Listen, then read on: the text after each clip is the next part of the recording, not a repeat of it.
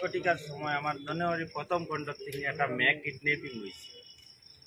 সঙ্গে সঙ্গে মেয়ের বাবা আমারে ফোন যুগে জানাইছেন আমার শরীর অসুস্থ থাকার কারণে আমি থানাত আইতাম পারছি না, কিন্তু মেয়ের বাবারে আমি সঙ্গে সঙ্গে থানাত পাঠিয়ে দিছি এবং থানাত একটা তার লিখিতভাবে এজাহার দাখিল করছি। আমরা জানতাম পারছি মেয়েটা দক্ষিণ সৈয়দপুর জিপির সৈয়দপুর পঞ্চম খণ্ডর 5 নম্বর ওয়ার্ডর একটা ছেলে।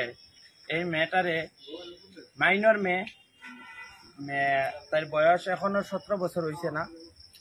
তাইরে বিভিন্ন প্রলোভন দিয়া এবং তাইরে ব্ল্যাকমেলিং করিয়া আমার কাছে প্রুফ আছে ফোনো যে তাইরে কিরকম ব্ল্যাকমেলিং করা হয়েছে, এটা আমরা জনসম্মুখে বা আদালতে আমরা এটা পেশ করব।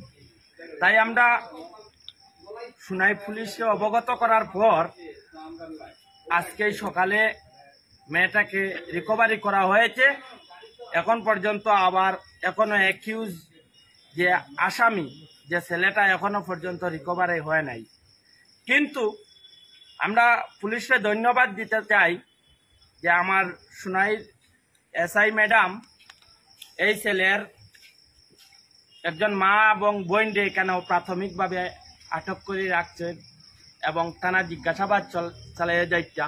আমরা আশাবাদী যে কম সময়ের ভিতরে ছেলেটা পুলিশের আওতায় আইবে। আমরা দাবি রাখি আর এই যে বাল্য বিবাহের পিছনে একটা সিন্ডিকেট রাজ্যের সুনাই সৃষ্টি হয়েছে, তার একটা জ্বলন্ত উদাহরণ এইটা। বিগত কয়েকদিন আগে এই মেয়ের বিয়ার আলাপ নিয়া এই গ্রুপের মেম্বার, লাকি মেম্বার এবং এই ছেলের বনির জামাই আমার কাছে এসেছিলাম এবং তার বাবা। কিন্তু আমরা এই মেয়েটা মাইনর কারণে আমরা অস্বীকার করেছি যে এখন তো তাই প্রাপ্ত বয়স হয় নাই, তাই আমরা এখন বিয়ে দিতে পারবো না। তাই এই বিয়ে না দেওয়ার আক্রোশ মিটাতে এই লাকি মেম্বার এবং তার বনির জামাই সম্পূর্ণ সহযোগিতা করে একটা কাণ্ড যে আজকের যে ঘটনা করেছে সেটার সম্পূর্ণভাবে দায়ী এই লাকি মেম্বার এবং এই ছেলের বনির জামাই। তাই আমি কাছাড়ের এসপি মহোদয়ের কাছে অনুরোধ রাখছি যে এই দুইজনকে লাকি মেম্বার এবং ছেলের বনির জামাইরে তদন্তের আওতায় আনিয়া যদি জিজ্ঞাসাবাদ করা হয় তাহলে এই ঘটনার সম্পূর্ণ তথ্য বের হয়ে আসবো। আমরা আশাবাদী, আমরা পুলিশের উপরে আস্থা আছে, ভরসা আছে, প্রশাসনের আছে, আমরা ভরসা আছে।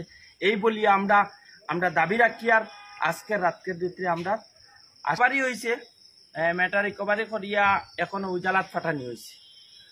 তাই ছেলে এখনো রিকভারি হয় নাই, তাই আমরা আশাবাদী রাখছি আর কি। কম সময়ের ভিতরে তো ছেলেটা রিকভারি হইব।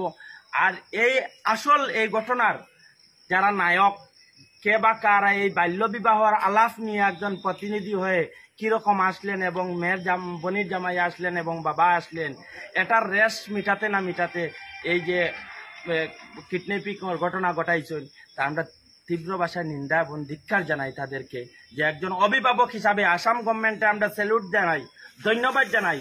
আমরা হেমন্ত সরকারকে আমরা ধন্যবাদ জানাই যে উনি যেভাবে বাল্য বিবাহ রোধ করতে যেভাবে পদক্ষেপ নিয়েছেন, তারপরেও যারা অভিভাবক বাল্য বিবাহর প্রতি তারার কোনো কাণ্ড জ্ঞান না রেখে বিয়ের আলাপ নিয়ে আসেন, তাদেরকে তদন্তের আওতায় নিয়ে তদন্ত করার জন্য নবাডিঘাট জিপির প্রাক্তন জিপি সভানেত্রীর প্রতিনিধি হয়ে আমি আসামের মুখ্যমন্ত্রীর দৃষ্টি আকর্ষণ করছি এবং আমি কাছাড়ের জেলাধিপতির দৃষ্টি আকর্ষণ করছি এবং আমার কাছাড়ের এসপি মহোদয়ের দৃষ্টি আকর্ষণ করছি এবং আমার সুনাইর সুনামধন্য ওসি মহোদয় ওনারও দৃষ্টি আকর্ষণ করে বলছি যে যারা এই বাল্য বিবাহের আলাপ নিয়ে আসে তাদেরকেও সবাইকে তদন্তে